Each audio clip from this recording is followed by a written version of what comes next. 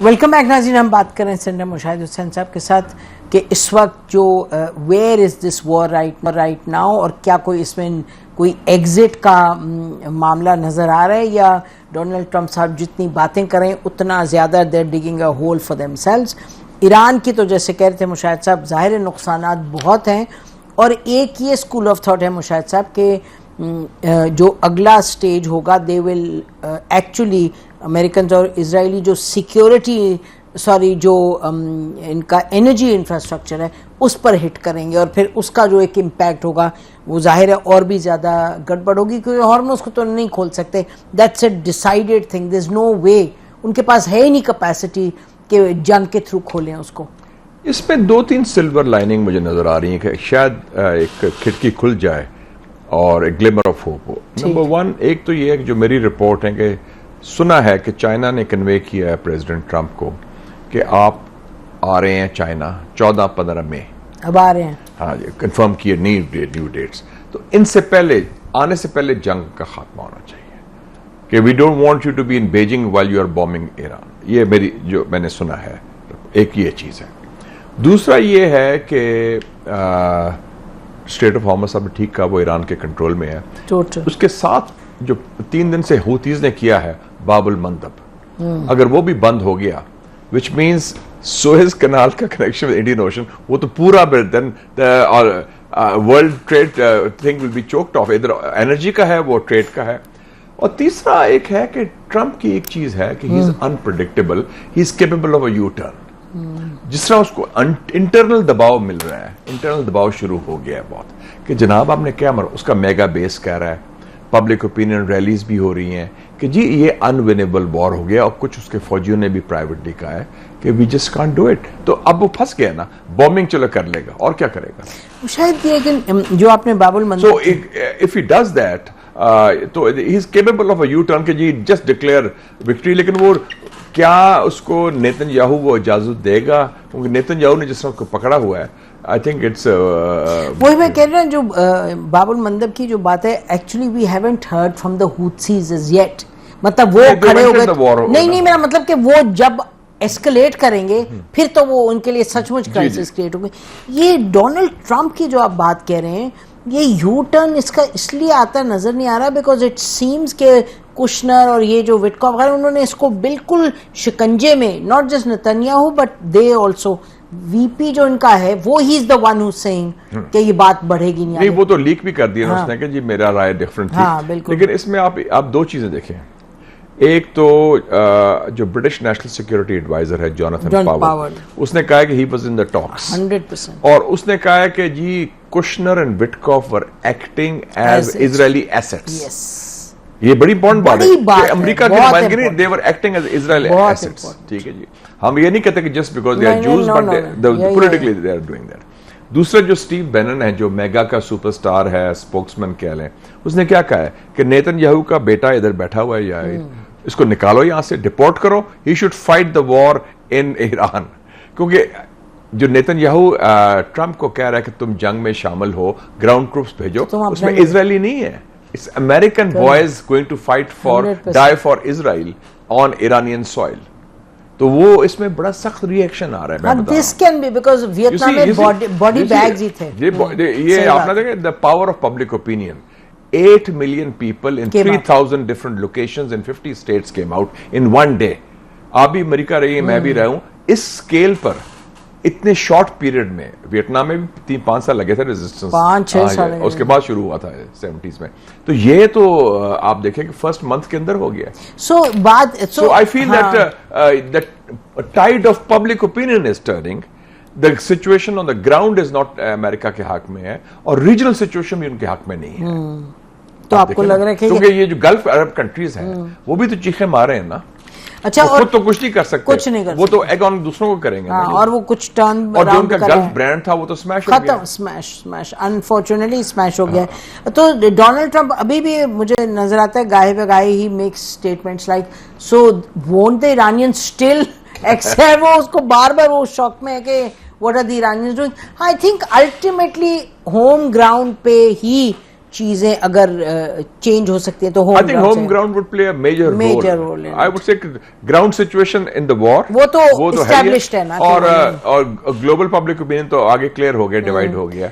They are not with even his partners are not with him. Europeans वो जो पहले जो भी थे अब तो बिल्कुल नहीं उनके और साथ. China and Russia ने more or less wait and see का attitude है कि वो देखने आप करें.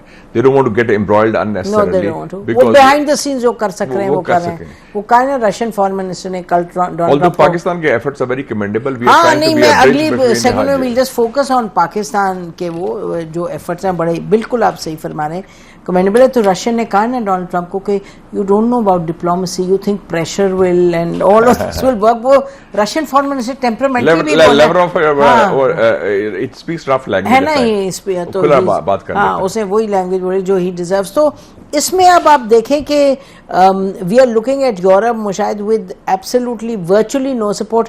यूके फिर भी दे रहा है कुछ ना कुछ उनको ना बेस. आई थिंक नहीं वो तो थोड़ा सा सिंबॉलिकली दिया.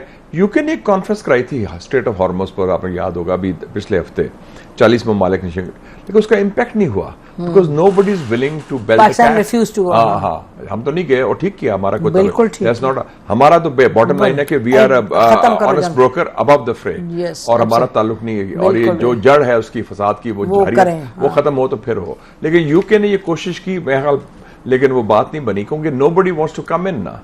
और उसमें मैक्रोन भी तैयार नहीं है और दूसरे भी तैयार नहीं है. मुशाहिद इस पे तो इतना बल्कि यूरोपियन पब्लिक ओपिनियन में there are lot of European parties. मसलन AFD एक पार्टी है, राइट विंग है, उन्होंने ऐलान किया हम वी आर विद ईरान. फिर जो लेफ्ट विंग का है मेलन शॉ से कोई उसका नाम है मेन प्रेसिडेंशियल कैंडिडेट फ्रांस का, उसने ऐलान किया we are with Iran. So it's very interesting the right wing in Germany and the left wing in France वो भी ईरान के साथ solidarity for different reasons express कर रहे हैं. तो ये मैं समझता ये खुशाइंद बात है कि पब्लिक ओपिनियन जो है वो एक शिफ्ट हुआ है यूरोप मगरब के अंदर भी against the war, against Israel. Absolutely. And you know once it's established definitively कि ना ये मिलिटरीली स्ट्रेट ऑफ हॉर्मुज को ले सकते हैं ना डिप्लोमेटिकली ले ही नहीं सकते. तो अब इन्होंने अपने पासा बदला है सोचू से. नाज़रीन ब्रेक लेते हैं, उसके बाद हम आएंगे पाकिस्तान पर बात करेंगे. It is a moment of pride for Pakistan indeed. तो अभी चलते हैं उस पर बात करेंगे after the break. Stay with us. Welcome back नाज़रीन. अब बात करेंगे कि पाकिस्तान का जो इसमें रोल है, the only country in the world जिसके पास कन्वीनिंग पावर है तमाम जो मेन एक्टर्स हैं उसके. और मुशाहिद साहब बैठे हैं, इनके सामने क्या कहा जाए, लेकिन आई वुड से कि जो हमारी ओपनिंग थी फॉर यू नो अमेरिका की टू चाइना, उससे भी ज़्यादा कहीं ज़्यादा अहम है जो हमारा लीडरशिप रोल इस वक्त है. जी I would agree with you क्योंकि मैं समझता हूं कि वो एक बायलैटरल थी और जियोपॉलिटिकल थी, उसके लार्जर रेमिफिकेशंस थे. इसके हमारे अपने होम ग्राउंड में बड़े रेमिफिकेशंस हैं.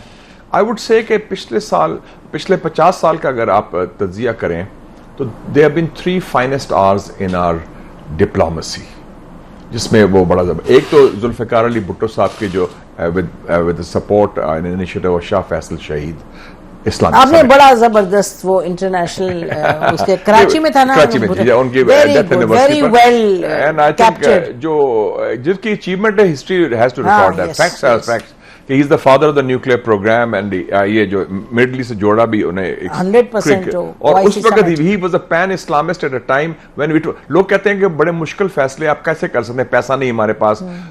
हमने अपनी तारीख का सबसे मुश्किल फैसला उस वक्त किया जब हम सबसे ज्यादा कमजोर थे. तो मुल्क 2 लाख हो चुका है, उसके 3 हफ्ते बाद मीटिंग बुलाते हैं मुल्तान में कि न्यूक्लियर बॉम्ब बनाएंगे. नहीं you made a very valid point. So that was एक तो 74 इस्लामिक समिट जिसमें आप देखें कि यासर अराफात, शाह फैसल, शेख जायद, हाफिज अल असद, हवारी बूमदियन और मतलब एक बड़े बड़े लीडर्स आए हैं सारे, colonel Gaddafi. And they are all, and we are the center stage. Yes, of course. कैसे हमने टर्निंग पॉइंट हो रही है में. Total, absolutely. दूसरा था 1998 न्यूक्लियर बॉम्ब. बड़ा मुश्किल शुरू उसको हुआ था और कंप्लीट करना, और कई लोग क्रिटिसाइज भी करते थे, डरे भी हुए थे, आंख मल रहे थे. लेकिन fortunately I was the information minister and chief spokesman. मियां साहब was the prime minister. I was the first to advise him. मियां साहब कड़ाके और आप हम लोगों को बुला के जाके मियां साहब से मुलाकात भी कराते थे। और आप लोग तो बड़े, you are in the fore front of supporting the nuclear from day one, माशाल्लाह। अब तो ये, अब that was the final, we did it flawlessly और परफेक्टली, वो ठीक हो गया। एंड वो आज हमें सेव कर रहे हैं न्यूक्लियर बॉम्ब। तीसरा ये है, और तीसरा इस वक्त ये बड़ा इंपॉर्टेंट है, इट स्टार्टेड, इसके रूट्स हैं मे 2025 में। जो हिंदुस्तान को हमने शिकस्त दी ना, उससे लोगों ने पाकिस्तान को मुख्तलिफ जाविये से देखा कि पाकिस्तान में तो बड़ी जान है। हमारा प्रोपेगेंडा हमारे बारे में था जी, कमजोर है, फेल्ड स्टेट है, गड़बड़ है, और इसकी बात मानते हैं, उसकी बात हमने और इंडिया बहुत बड़ा मुल्क है, इंडिया शाइनिंग, इंडिया राइजिंग। अब तो इंडिया वाइनिंग, इंडिया क्राइंग हो गया है और बिल्कुल डिक्लाइनिंग है इंडिया, तो उसको पूछ नहीं रहा। तो वो एक टर्निंग पॉइंट हुआ। तो उन्होंने, लोगों ने, इवन ट्रम्प सेड कि यार ये कौन पाकिस्तानी है यार, बड़े दबंग है, दलेर लोग हैं, लेकिन वैसे भी interest by people in uniform में उसका है। वो कहते हैं मैं शक्ल से देखता हूँ और पर्सनैलिटी से देखता हूँ लोगों को। तो दिस इज नाउ, अब जो हमारा हुआ है इंग्रेस के, that it's middle east, south east Asia, Malaysia, Indonesia, Dhaka, China तो पहले ही था, तो अब सारा जो है, और US is now looking at you, और यूएस, रशिया, एंड आप देखें कि क्वाड को हम होस्ट कर रहे हैं, मुस्लिम क्वाड को। एक ये तारीखी बात है बाय द वे, मुशाहिद तारीखी बात आपने की, you were there also Bosnia में जो हमने किया था। I don't think it's a major principle, it was not publicised, क्योंकि it was no, but we can talk about it now. आप देखें ना, वो बॉस्निया का ये शुरू हुआ 1992 में। I was journalist, you were journalist, हमने जर्नलिस्ट डिफेंस कमेटी भी बनाई थी, और पहली दफा जो जर्नलिस्ट के दिफा की बात हुई थी, जब मियां साहब ने कहा था मैं इनके कॉलम पढ़ूं तो मोटिवेट कौन बनाएगा, but you know, but the heart is in the right place, that's important thing. उस वक्त मुझे याद है, एक होती थी साजिदा सलाजिच, वो मुझे मिली, वो हमारी नेबर भी थी, she was the ambassador of Bosnia. उसका भाई आ रहा था हारिस, कहना वो फॉरेन मिनिस्टर है। हारिस साहब मुझे मिले, तो वो मुझे कहते यार मैं अभी वो अरब ममालिक को मिल के आया था, कहते इतने अरब ममालिक हैं, इतना पैसा है उनके पास, लेकिन हमें कोई मदद नहीं कर रहा, हमें चाहिए। मैं कहता तुम्हें क्या चाहिए? कहते हमें एंटी टैंक वेपन्स चाहिए। मैं लकीली उस दिन मैं मियां साहब को मिल रहा था एज ए जर्नलिस्ट, जैसे आप भी मिलती हैं, जनरली हमारे लोग एक्सेसिबल होते हैं, खासकर मियां साहब तो थे उस वक्त। तो उन्होंने, मैं कहा ये मियां साहब हम इस्लाम की बात करते हैं, मुस्लिम उम्मा की, जुल्म हो रहा है मुसलमानों के खिलाफ, हमको बोल नहीं रहे। कहते की हो रहे हैं? मैं क्या वो आया, प्लीज गिव हिम टाइम। उन्होंने टाइम दिया, आई मस्ट से। एंड उसके बाद हारिस मिला मुझे, तो उसने कहा कि your prime minister has been very gracious, he has given that thing. बड़ी बात। और फिर डॉक्टर एक्यू खान ने कहा कि हमारे स्टॉक्स कम थे एंटी टैंक मिसाइल्स के, और उसको यूएन एम्बार्गो था on arms to Bosnia. We found a way to send it. And we were the first to break the embargo. उसके बाद सऊदी अरेबिया, उसके बाद ईरान, टर्की एंड मलेशिया, इन्होंने किया, but we broke. And then मियां साहब and I went to meet Sarajevo in December 1993। और उस वक्त अली इज़्ज़त बेगम ने इतना शुक्रिया अदा किया, टीयर्स इन हिज आईज। मियां साहब और मैं जब मिले और हमें किताब दी, उसने लिखी थी Islam between East and West by Alija Izetbegovic, dedicated to the memory of doctor Mohammad Iqbal. जबरदस्त, क्या बात है, बड़ी बात। ये पाकिस्तान है, बड़ी बात। This is the strength of Pakistan. This is the strength. हम कहते हैं ना कि पाकिस्तान में ये लोग नहीं, और मुशाहिद, इसलिए कायद आजम ने पाकिस्तान बनाया without any army, without any atom bomb, without the British, without any establishment. और अगर हम हिस्ट्री की बात करें तो वियना में वर्ल्ड ह्यूमन राइट्स कॉन्फ्रेंस हुई, and Begum Nusrat Bhutto was there. वो मेरे सजेशन था सबको कि she should lead the delegation. तो हाँ, बड़ा ही अच्छी सजेशन थी। अच्छा, बेगम नुसरत भुट्टो थी, और जून 1993 में, और आगा शाही साहब भी थे, हारिस सलाजिक उस वक्त फॉरेन मिनिस्टर थे, वो बैठे हुए थे। तो मुझे कहने लगे कि अच्छा, Pakistan was the only country which was saying कि इसका बॉस्निया का भी इशू उठाओ, लेकिन बाकी सब कहते नहीं, ये प्रिंसिपल्स की बात हो रही है। आगा शाही साहब stuck his neck out, he said नहीं, we will talk about although he was not a foreign minister then, but as a उनको लेके गए थे। हाँ, बेगम नुसरत भुट्टो थी और वो भी थे, और फिर Pakistan stuck its neck out, और फिर हमने करवाया इंक्लूड बॉस्निया को उसमें रेजोल्यूशन में। और हारिस सलाजिक साहब मुझे कहते हैं, you should thank that man, it is because of him that Pakistan is leading the Muslim। आगा शाही साहब की बात क्या?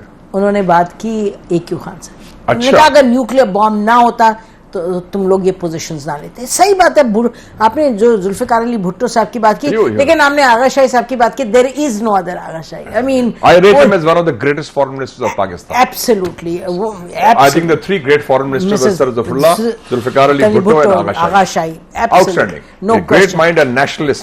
Nationalist and courageous guy. All three of them. और न्यूक्लियर बॉम्ब बनाने में बड़ा रोल था उनका, along with गुलाम इसाक खान एजियन का। और एजियन का ये अनसंग हीरोज हैं। हाँ, नहीं और लेकिन एक हिम्मत, एक लेकिन लेगेसी बेसिक छोड़ बात गए है कि ना। Pakistani DNA is right. Quaid-e-Azam बड़े खुश होंगे इस वक्त, मैन इज वाचिंग दिस, उनकी रूह बहुत खुश होगी कि ये वो पाकिस्तान है जो इतना pivot of the world Quaid-e-Azam ने कहा था लाइफ मैगजीन को 1948 में। और वी आर नाउ बिकमिंग माशाल्लाह बना। Concluding comment quickly before we close, हमने तो इधर उधर की बात करी कि the world has changed, America has lost big time, the region has changed, they will be looking to us for economy, diplomacy and defense. Inshallah. Thank you so much, Mushahid. Thank you very much. Pakistan Zindabad. Pakistan Zindabad. इसी पे programme खत्म, पाकिस्तान जिंदाबाद।